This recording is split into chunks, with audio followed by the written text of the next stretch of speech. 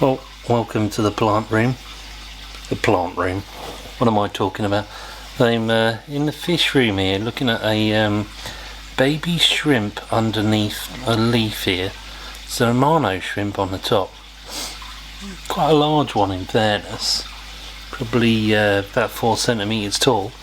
However, what we have underneath is, interestingly, baby shrimp moving around there. So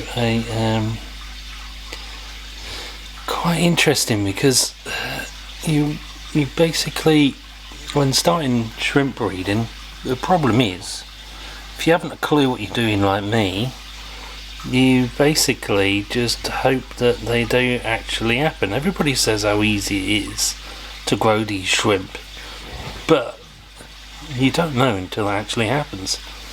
I can tell you that you could have, if you've got a successful tank on the go, that a good female there may every month give you somewhere like 20 to 30 shrimp. We're not quite certain how many it'll take to survive, but however, here we are.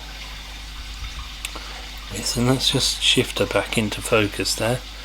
We have a shrimp walking around here. This one's starting to look like it's got a bit of colour to it. I'm not quite sure, but oh, there's a large Amano shrimp on top.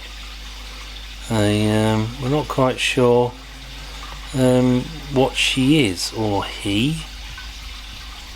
So what we're going to assume right now is that it's red.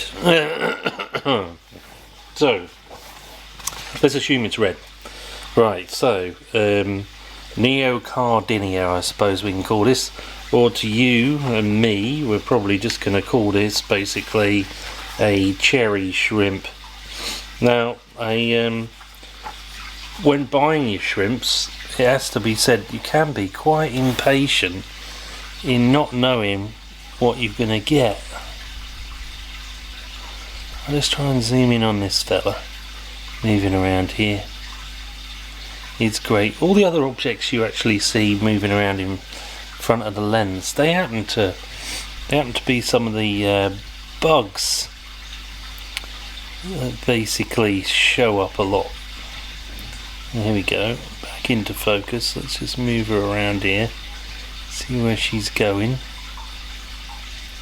Look at that giant thing moving around. It's crazy, isn't it? The size these things can actually get. However, separate to them, we should have a look around the tank as well a bit later on. See, this one's actually, what I think, is eating the shelled carcass of another one. Just so many things you can see moving around right now. It's unreal. What amazes me as well is, like, when you're buying these red cherry shrimp, you don't actually know if they're all going to be red cherry. I got in a bunch of them. I basically picked 10 of the red cherries, brought them in, wanted to see what was happening, and next thing you know is that I'm looking at different colours. It's whilst we can call it a red strain, let's say, is that these red strains can actually produce orange, and if a miracle happens, could actually produce a green jade. There's a colour for you. However, what you might have is that you might have something that resembles something more likely in the wild, pretty much like a transparent or a brown shrimp. Now this brown strain produces what we can call a Bloody Mary.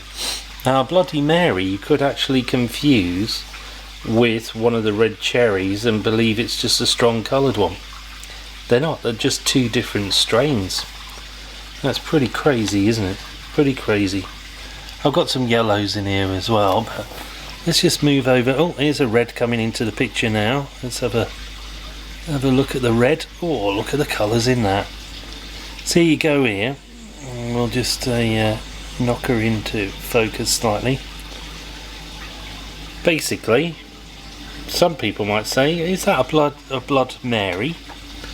Or are they going to say, is that a red cherry or a red fire? One comes from a brown strain and the other one comes from a red strain. This one, if we look at the back of it, is looking far more like a female. To me, when I look at these, I'm basically looking for how thin that rear abdomen is. Of course, that rear abdomen does have a special name, which is the skirt or tail. Abdomen is the real thing, but they oh, hang on, she's gone. So let's just have a quick look around for another one, see if we can find one while we're... There's a... Oh, here we go, here. Is this one going to come close to the tank? No, so let's go back and find ourselves something under the leaf. Oh, look, there's something moving around there. Yep, there we go, we found a shrimp. Another baby shrimp moving around. Wonderful to see them moving around here.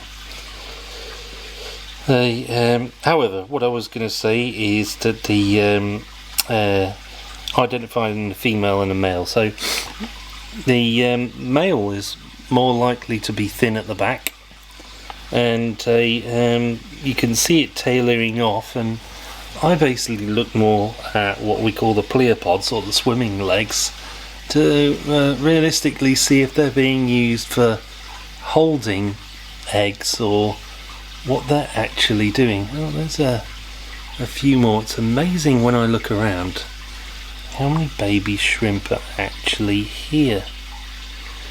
Let's see if we can...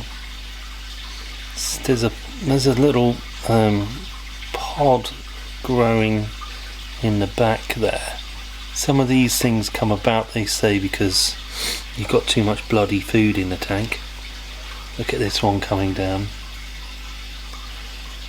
They can't really decide what they're doing, can they? There's a red coming down at the same time, but... Oh, there we go, here.